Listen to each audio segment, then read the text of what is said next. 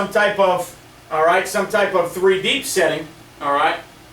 Now, depending on where the back was set, you have the Mike linebacker kind of removed a little bit from the inside part of the runs, and now you're going to want to either bend and chase or you're going to want to gap exchange to help the will, because now if you take the Mike and remove him from the box, all right, you're a gap short, so now you have to account for, you can't make the will play front side A and back side B again. So now what you would have to do if you wanted to play some type of 3 deep is you would have to go ahead and maybe exchange this gap with your backside defensive end. All right, so now that on the zone plays, your will linebacker has to understand now in this coverage, all right, on the zone plays, your will linebacker now becomes a front side A gap player. This is going to be the extra guy that you want to use on the quarterback, okay? And again, what you want to make sure is you want to make sure that they are a zone read team that does not bring a player from this side over to this side if you are going to use a guy outside the box to play the quarterback. So if we knew we were getting a lot of jump, orbit, bounce motion back to the backfield like this, I wouldn't play that type of rotation with my down safety playing the quarterback in option, because I'm going to be a guy short. All right, I'm going to be a player short. So I would want to make sure that if I was going to get some type of, all right, some type of rotation, all right, back this way, I'd want to make sure that I'm in some type of coverage more like, all right, the first coverage where we drew up the stress, all right, with the strong safety here and the Mike and the Will physically in the box. All right, now if I have the weak safety back here, okay, if I get any type of bounce or orbit or jump motion into the backfield, it's no longer 3 by 1, it's become 2 back. Okay, so now that it gets away from 3 by 1 to 2 back, I can gain my weak side safety coming down. Okay, so now if I want to exchange the rush end, now the will can be QB, and you've got your safety coming down to play the pitch. So again, what the offense does, are they double or triple option? How much, can they motion guys back over there to get to, all right, to get to the, the option game to be triple? That's going to determine whether or not, or who you're using in your option game. All right, a lot of times in 3 by 1, I've seen a lot of good schools in college, and I watched in a national championship game 6, 7, 8 years ago, whenever it was. All right, when you had Texas playing USC, Texas was a huge trips team with zone to the trip side. Okay, all right, and when they ran this theory out of 3 by 1, all right, it was a double option theory, and Vince Young was the quarterback, and when he pulled, all he could do was run the ball. So what, in 3 by 1, what USC decided to do a lot of the time was USC decided to play some backside cloud coverages here, all right, and they tied this corner into the zone read game. So what they would do is they would allow their inside backers to play, all right, depending on, and within game plans, it might have to do with where the ball is on a hash mark, it might have to do with down and distance, all right, but if they got this set with the back to the single, they were playing some 2 deep clouded coverages here. They were running some games with the end. They were either bending and chasing, or they were rubbing the end inside, and when Vince Young pulled, they were allowing this corner to come down here and be the QB player with this free safety over the top. All right? Now, what they were playing to the front side, if they were playing, a version of coverage where the front side has to handle, they might have been playing where strong safety was outside of 2 with the free safety there, so now he has to handle 3 vertical because your free safety is pulling himself away from 3 vertical. All right, but the only reason I'm making that point is if you know what the offense's tendencies are, if they don't have triple option theories, you can tie, all right, a back end corner safety to the quarterback pull game if you know they can't get the triple option. All right, so you can tie one of your corners. Normally you want to tie one of your inside backers to it so that your secondary guys are the option guys on pitch or force or whatever else it may be. Maybe it's bubble screen. All right, but if you know, especially to a single side, if you know that they don't bring any triple option over and the quarterback is either zone or pull, you can tie one of your back end defenders into the run game. All right, definitely by formation and definitely by coverage call. So they would probably 3-by-1 with the back to the single. They had a cloud alert back here, and that corner knew that on any zone action inside, he could get ready to come down and play. All right, Vince Young on the pull with the safety getting over the top of the deep half of 1. Okay. Now, if the back came out that way, it's a whole different ball game, and now we got to be ready for post wheel. All right, but that's just repetition working with your kids. All right. Last thing I want to show you is if you were to try and design or draw up zone pressures. All right, if all else fails and your base defense isn't working, zone pressure is a better way to go against quarterback run teams and option teams than man pressure. So now, all right, just a simple way to think about drawing up zone pressure if you want it to stop the zone read. Okay. All right. Number 1, try and pressure. If they give you a back set without pistol, all right, and without the back jumping around, all right. Try and pressure the side of the back, okay? So try and bring your extra guy from the side of the back, all right? So for argument's sake, let's say right now if we had...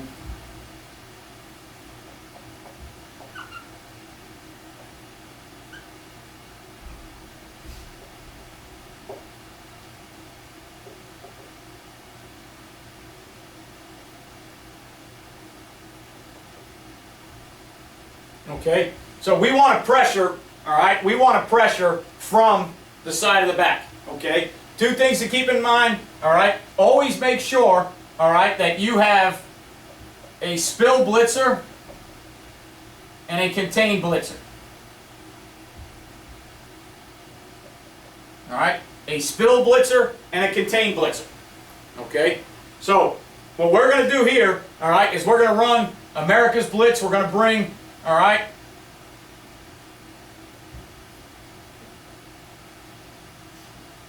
What we're going to do is we're going to long stick on the front side. We're going to long stick 2-gap the rush end into the A-gap. We're going to take the tackle across the center's face. We're going to take the nose and we're going to get him out across the tackle's face there. Okay. We're going to bring the will up and through the B-gap. He is going to be the contained blitzer, which means he is going to play the dive.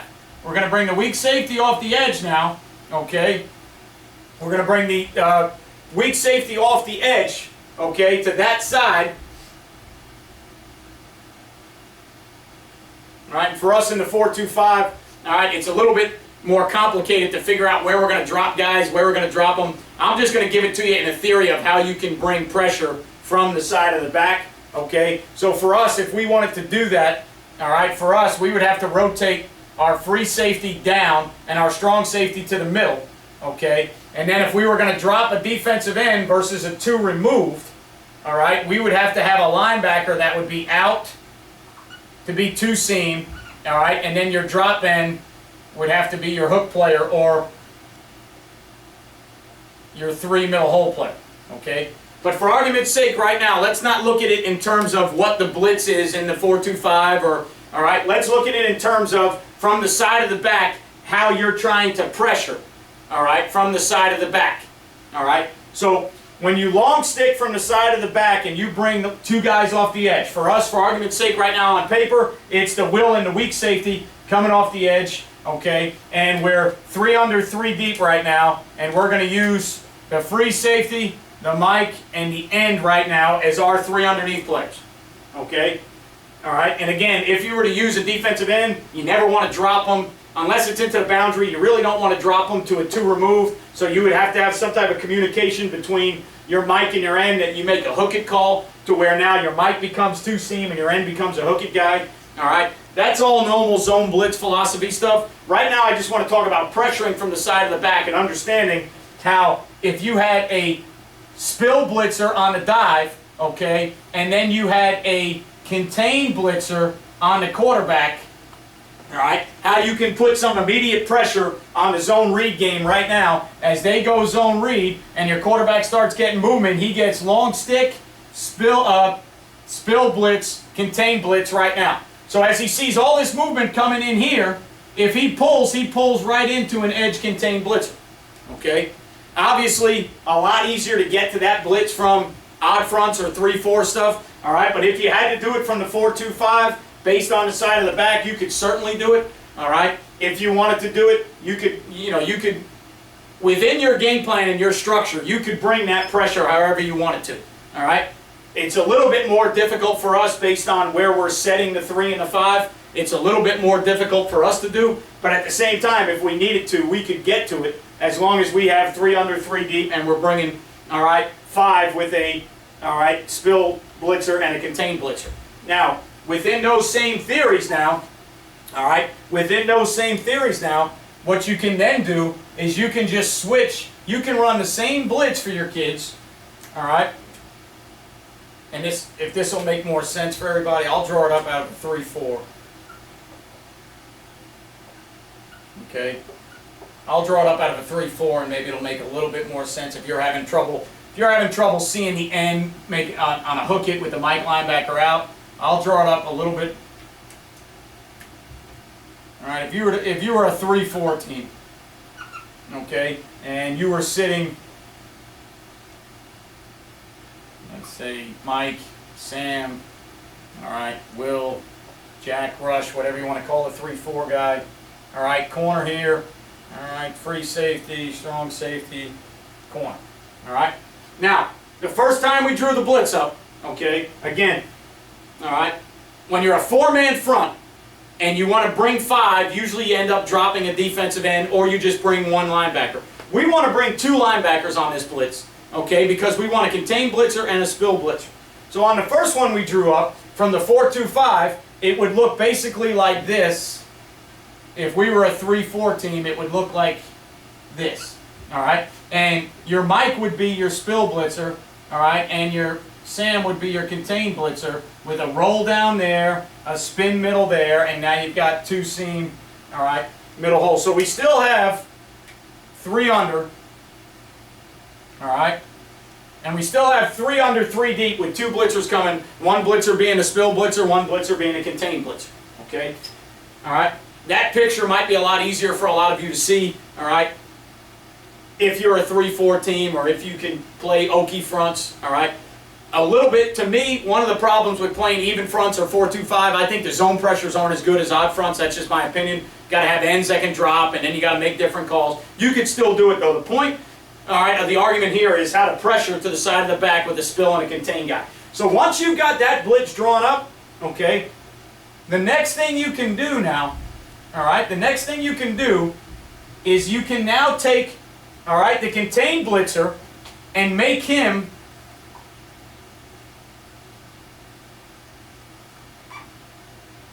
the spill blitzer, and now take the spill blitzer and make him the contained movement, okay? And you can even do it as simple as just making an X call. So that's America's zone pressure. So you run America and America X, okay? So now it's the same movement for your D-line. It's the same 3 under, 3 deep coverage, okay? You still got your long stick, so nothing's changed. The only thing you're doing now is as the Sam comes up, he's been fitting off the quarterback in the zone read game. Well, now what he's going to do is he's going to chase, he's going to bend and chase the blitz into the zone read and be the spill guy for the dive.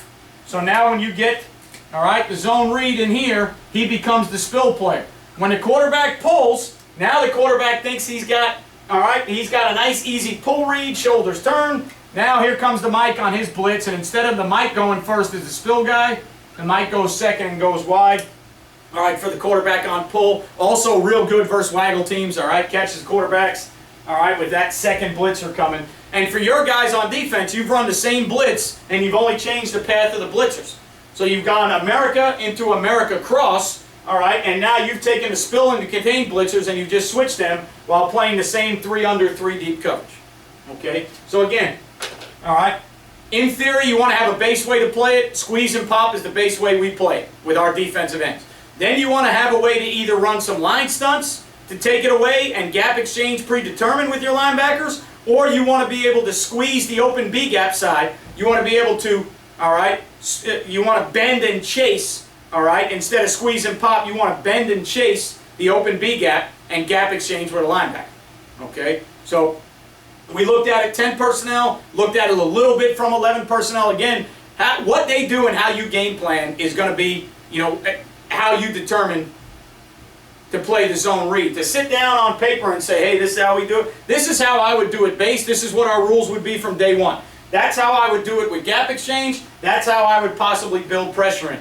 Now, depending on the team I'm playing, that could change if they're 10, 11, who the quarterback is. All right, this was just a way to say, hey, here's how I would play it in base. Here's how I would play it with some gap exchange. Here's the difference between squeeze and pop. Here's the difference between bend and chase. And then if you wanted to diagram or build pressure in, I would pressure the side of the back. All right. As an offensive guy, that's why I like to be a pistol team, because I'm not going to tell you where the back is. I can go zone read both ways.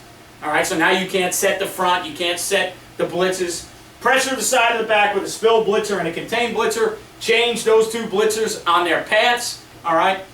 Anything you can do. Number one, keep in mind, okay, know who the ball carriers are and know who you want to have the football. Okay. Number two, keep in mind how much your kids can handle. All right, and by trying to muddy the water for the quarterback, are you muddying the water for your defensive players?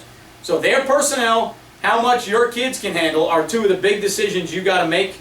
All right, within how you want to defend the zone read. And the last one is know if they're double or triple option, because that may defend or that may change how you want to rotate coverages or how you play certain coverages. All right, based on what the other team does.